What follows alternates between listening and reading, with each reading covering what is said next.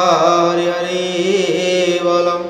प्रणाम भक्त बंधु, आपण मान पद पंकज ए अधम अनंत कोटि भक्तिभुक्त भूमिष्ठ प्रणाम ज्ञापन कर आरंभ करने जाऊँ आज श्रीमद् भगवत गीता पाठ। तेबे भक्त बंधु आम गत अध्याय पाठ करते श्रीमद् भगवत गीता अष्टादश अध्याय मोक्ष जोगर पंचम श्लोक पर्यंत पाठ करते। पंचम श्लोक आम आलोचना करते जे क्यों यज्ञ करवा दोषावह एवं क्यों यज्ञ तपदान करवा भगवान शास्त्र सिद्ध सम्मति देइथिले, निज मुखरे कही क्यों यज्ञ करवा उचित एवं यह गृहस्थ पक्षे सिद्ध। तेबे आज पाठ करवा षष्ठ श्लोक। तेबे षष्ठ श्लोक पाठ करने पूर्वर मो प्राणर भक्त बंधु मैंने आसतु समस्ते एकत्रित हो जोड़ हस्ते भक्तिभूत चित्तरे भगवान वासुदेव पद पंकजरे अनंत कोटि भक्तिभुक्त प्रणाम नैवेद्य अर्पण करी आज आरंभ करवा आम श्रीमद् भगवत गीता पाठ। ओम नमः भगवते वासुदेवाय। बोलानंद कवर हरि हरि बोला। श्रीमद् भगवत गीता अष्टादश अध्याय मुख्य योग षष्ठ नंबर श्लोक। षष्ठ नंबर श्लोक भगवान वासुदेव आज क्यों कथा कहते अर्जुन को आसतु पाठ करिबा। ये तान्यपि तु कर्माणि संगं त्यक्ता फलानि च कर्तव्यानिति मे पार्थ निश्चितं मतमुत्तमं।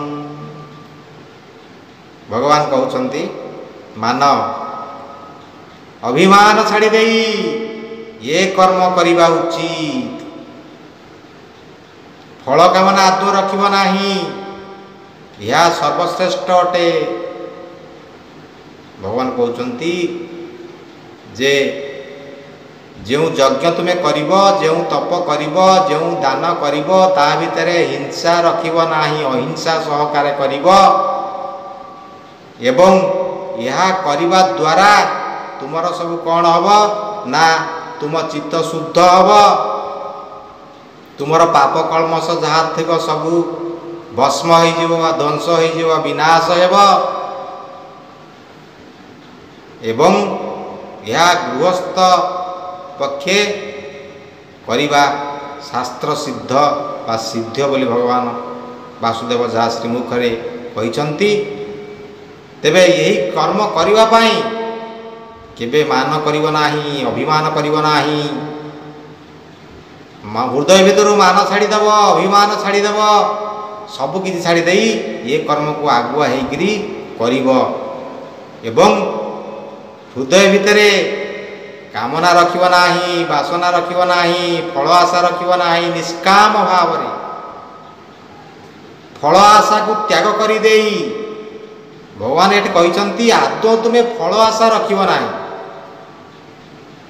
यह सर्वश्रेष्ठ अटे। तुम्हें एपरी करिब। 7 नंबर श्लोक कौन कहले ना नियतस्य तु संन्यासः कर्मणो अनुपपद्यते महतस्य परित्याज्य स्तामसः परिकीर्तितः। नियतस्य तु संन्यासः कर्मणो अनुपपद्यते महातस्य परित्याग स्तामसः परिकीर्तितः।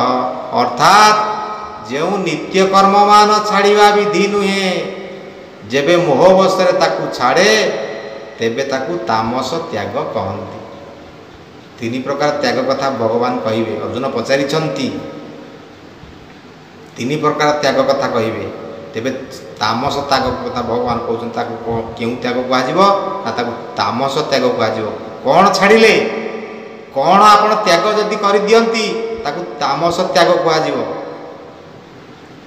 ना जो नित्य कर्म मान छाड़िबा विधि नुहे। आपण सकाळ सकाळ उठुछंती, गाधौछंती, लैट्रिन जाउछंती, बाथरूम जाउछंती, जहाँ नित्यकर्म ब्रश करुछंती ये सब नित्यकर्म। तापरे ନିତ୍ୟକର୍ମ ସାରିକି ଆସିକି ଆପଣଙ୍କର ଠାକୁର ପୂଜା କରୁଛନ୍ତି। ଭଗବାନ କହିଲେ ଏଇ ଯେଉଁ ନିତ୍ୟକର୍ମମାନ ଛାଡ଼ିବା ଉଚିତ ନୁହେଁ। ଯିଏ ମୋହ ବଶରେ ପଡ଼ି ମୋହରେ ପଡ଼ି ଏ ନିତ୍ୟକର୍ମମାନ ଛାଡ଼ିଦିଏ, ସେ କ'ଣ କରେ ନା ଯେଉଁ ନିତ୍ୟକର୍ମମାନ ଛାଡ଼ିବା ବିଧି ନୁହେଁ, ଯେବେ ମୋହ ବଶରେ ତାକୁ ଛାଡ଼େ ତେବେ ତାକୁ ତାମସ ତ୍ୟାଗ କହନ୍ତି। ଜଣେ ଠାକୁର ପୂଜା କରୁଛି, କିଛି ଦିନ ଠାକୁର ପୂଜା କରିଦେବ, ତାପରେ କହିବ ନା ମୁଁ ଆଉ କରିବିନି, ଠାକୁର ପୂଜା ରହିଲେ ଠାକୁର ପୂଜା କରିବନି, ସନ୍ଧ୍ୟା ଦୀପ ଦେବନି, ଆଜି ଗାଧେଇବା, ଆଜି ଆଉ ଗାଧେଇନି, ଆଜି ଦେହ ଭଲ ଲାଗୁନି, ଆଜି ଆଉ ଗାଧେଇବା, କାଲି ଗାଧେଇବା। କେତେଜଣ ବି ଭକ୍ତବନ୍ଧୁ ଅଛନ୍ତି, ନଦୀରେ ଅଛି, ଏମିତି ବି ଦାନ୍ତ ବି ଘଷନ୍ତିନି, ସେମିତି ଅଗସା ପାଟିରେ ଖାଇଦିଅନ୍ତି। ଏ ହେଲା ନିତ୍ୟକର୍ମ, ଯାହା ଆମେ ସଦାସର୍ବଦା କରୁଛେ। ସକାଳ ହେଲେ ଆମେ କ'ଣ କରୁଛେ, ଉଠୁଛେ, ଠାକୁରଙ୍କୁ ଜପ ତପ କରୁଛେ କି ପ୍ରାର୍ଥନା କରୁଛେ, ଭଗବାନଙ୍କୁ ସକାଳୁ ଉଠି ପ୍ରାର୍ଥନା କରୁଛେ, ଶଯ୍ୟା ତ୍ୟାଗ ମନ୍ତ୍ର କରୁଛେ, ଭଗବାନ ପ୍ରାର୍ଥନା କରୁଛେ, ହେ ପ୍ରଭୁ ଆଜିର ଦିନ କେମିତି ଭଲରେ ଭଲରେ କଟୁ, ପ୍ରାର୍ଥନା କରୁଛେ। ତାପରେ ଆମେ ଲାଟ୍ରିନ୍ ଯାଉଛେ, ଗାଧୋଉଛେ, ବ୍ରଶ କରୁଛେ, ସ୍ନାନ ଶୌଚ ହେଇ ଆମେ ଆସି କ'ଣ କରୁଛେ ନା ପୂଜାପୂଜି କରୁଛେ। ଏସବୁ ହେଲା ନିତ୍ୟକର୍ମ। ତେଣୁ ମୋହ ବଶରେ ପଡ଼ି ଏ ନିତ୍ୟକର୍ମକୁ ଯେ ଭୁଲିଯାଏ ବା ତ୍ୟାଗ କରେ, ତାକୁ ଭଗବାନ କହୁଛନ୍ତି ଏସବୁ ତାମସ ତ୍ୟାଗ।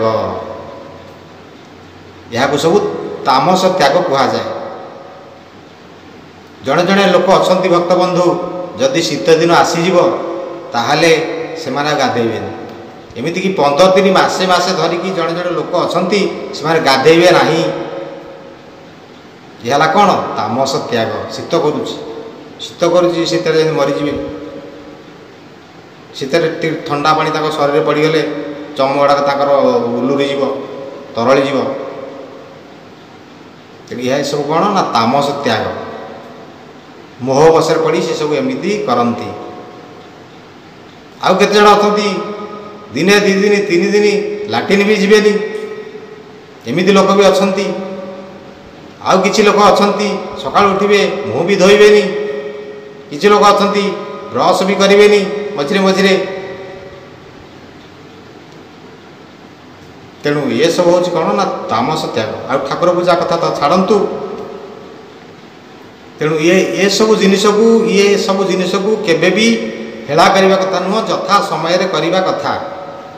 କିନ୍ତୁ ଏହାକୁ ଯେ ଛାଡ଼େ, ନିତ୍ୟକର୍ମମାନ ଯେ ଛାଡ଼ିଦିଏ ମୋହ ବଶରେ ପଡ଼ି, ଭଗବାନ କହୁଛନ୍ତି, ବାସୁଦେବ କହୁଛନ୍ତି ଅର୍ଜୁନକୁ, ହେ ଅର୍ଜୁନ, ଯେ ନିତ୍ୟକର୍ମମାନ ଛାଡ଼ିବା ବିଧି ନୁହେଁ, ଯେବେ ମୋହ ବଶରେ ତାକୁ ଛାଡ଼େ ତେବେ ତାକୁ ତାମସ ତ୍ୟାଗ କହନ୍ତି। ତାକୁ ତାମସ ତ୍ୟାଗ କହନ୍ତି। ଆମେ ଆଜି ଜାଣିଲେ ତାମସ ତ୍ୟାଗ କାହାକୁ କୁହାଯାଏ।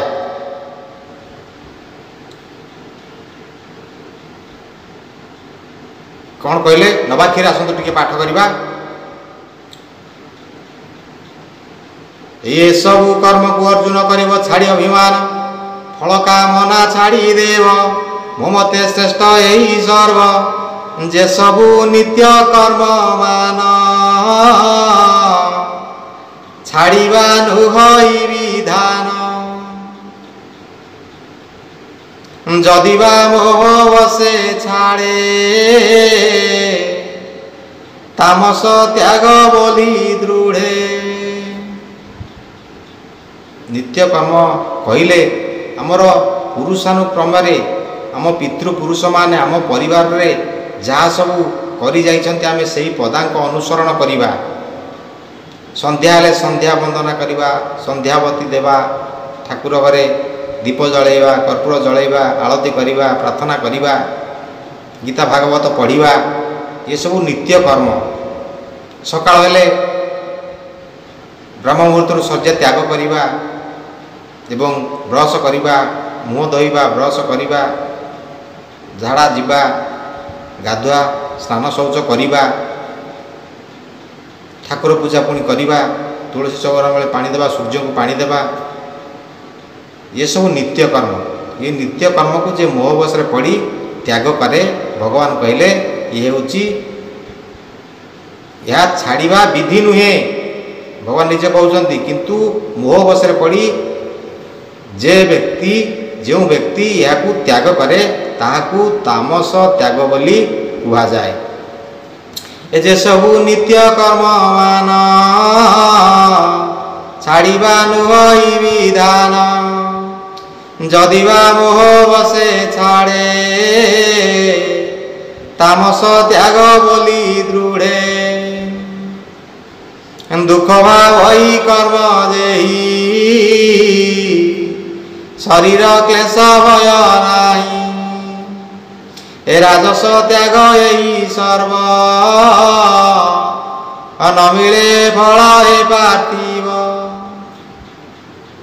तेणु तामस त्याग आज क्या कहगला आम आज पाठ कले तेबे आम 6 नंबर श्लोक बा 7 नंबर श्लोक 6 नंबर श्लोक और 7 नंबर श्लोक आम आज पाठ कले।